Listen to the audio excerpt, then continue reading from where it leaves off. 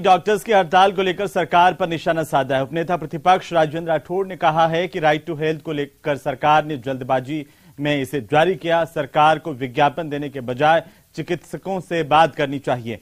साथ ही किसानों को लेकर के भी राजेंद्र राठौड़ ने कांग्रेस पर निशाना साधा। इस पूरे दशक के अंदर पहली बार कल राजस्थान की राजधानी में 50,000 के लगभग डॉक्टर अपना सफेद कोट पहनकर अपना विरोध प्रकट करने आए।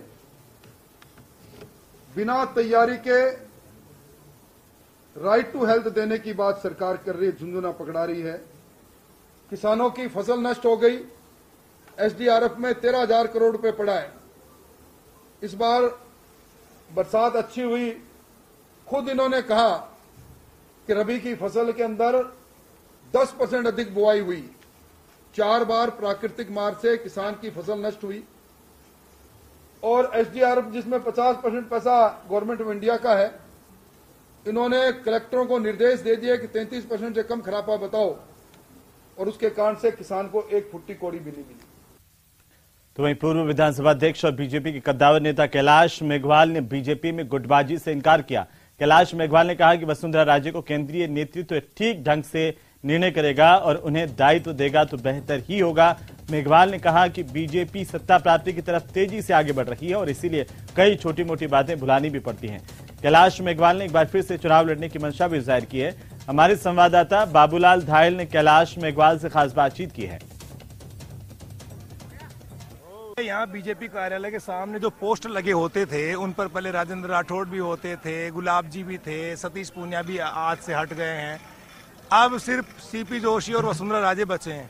वसुंधरा जी के आप बहुत करीबी हैं, बहुत नजदीकियां हैं। वसुंधरा जी के लिए आप खुलकर बोलते भी रहे। क्या अभी भी उनके सीएम बनने की संभावनाएं बरकरार हैं? मेरा ऐसा मानना है कि केंद्रीय नेतृत्व तो ठीक ढंग से निर्णय लेगा और वसुंधरा जी को अगर जो है दायित्व देगा तो राजस्थान के लिए उचित ही रहेगा। तो क्या आप मानते हैं कि वसुंधरा राजे अभी भी साइडलाइन है, जिसकी वजह से पार्टी कार्यकर्ताओं में सही मैसेज नहीं जा रहा? आज की इस सारी उपस्थिति को देखते हुए मैं मानता हूं कि अब भारतीय जनता पार्टी में किसी तरह का कोई गुटबाजी नहीं है, कोई एक दूसरे के प्रति जो है वो नहीं है अविश्वास, और पार्टी एक हो गई आज सीपी जोशी के नेतृत्व में, ऐसा मेरा मानना है। तो क्या आप ये मानते हैं आज से पहले हालात कुछ अलग थे और आज तमाम परिस्थितियां बदल गई हैं? क्या अब पार्टी एकजुट एकमुखी हो गई है? कैसे कह सकते हैं? अरे बंधु, सवाल ये है कि समय जो है सब कुछ ठीक कर देता है। धीरे धीरे जब हम सत्ता प्राप्ति की ओर आगे बढ़ रहे हैं तो उस उद्देश्य को प्राप्ति करने के लिए कई छोटी मोटी बातें भुलानी भी पड़ती है, भूली भी जा रही है और पार्टी एक होने की दिशा में आगे बढ़ रही है, क्योंकि अगला शासन लाना है जो सब एकजुट होकर के, जो आज की यहाँ की उपस्थिति जो है आपको दिखाती है, वो इस दिशा में एक बहुत बड़ा संकेत है। आप बीजेपी में सबसे सीनियर लीडर हैं, 90 साल की उम्र आपकी होने वाली है, नेता प्रतिपक्ष का पद खाली चल रहा है, आपकी निगाहें उस पद पर है या नहीं?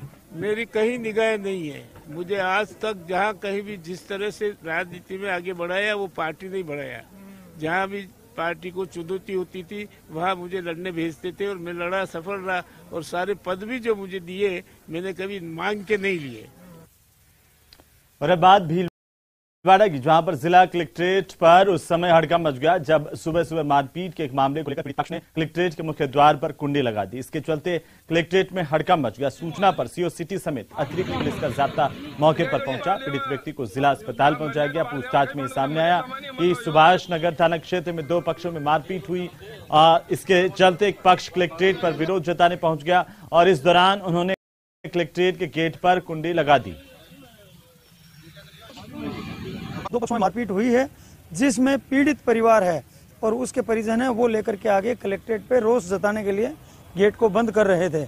इस पर उन 400-500 लोगों को पकड़कर कोतवाली थाने पे पहुंचा दिया गया है और साथ में उनके खिलाफ कानूनी कार्रवाई की जा रही है और जो पीड़ित है उसको एमजी हॉस्पिटल पहुंचा दिया गया है और एसएचओ सुभाष नगर को निर्देशित कर दिया गया है कि जाकर के उसके पर्चा बयान लेकर के जो भी कानूनी कार्रवाई है वो करे।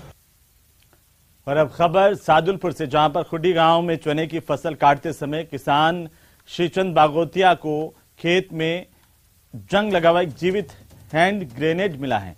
किसान ने इसकी सूचना तुरंत सादुलपुर पुलिस को दी। जानकारी के मुताबिक किसान खेत में रोजाना की तरह से ही चने की फसल को काट रहा था, तभी उसे अचानक से अनजान चीज दिखाई दी। किसान ने उस पर लगी पिन को ज्यों ही खोलने की कोशिश की तो हल्की सी आवाज के साथ वो एक्टिव होने लगा।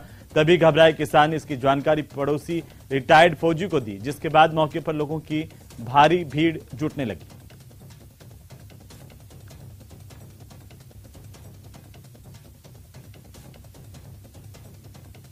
मेरे को ये गिंडी की टाइप में मिला था। जैसे मैं इसको देखा कपड़े के अंदर है कैसे कि इसकी थोड़ा सा एक पिन सा निकला बाहर, थोड़ा थोड़ा सण सण की आवाज आई, इसलिए मेरे को थोड़ा सा धुआं सा को मामूली सी दिखाई दिया। बस छोड़ के भाग गया।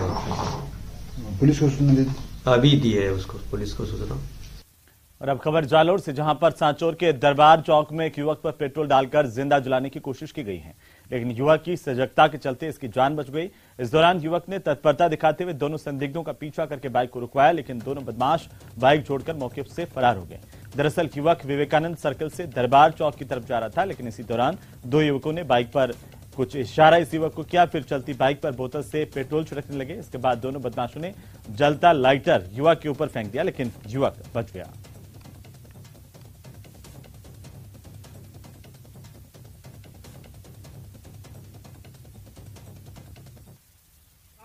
और वो भाग गए, तो फिर उसने लाइटर डाला, लाइटर जला के ऐसे सामने डाला।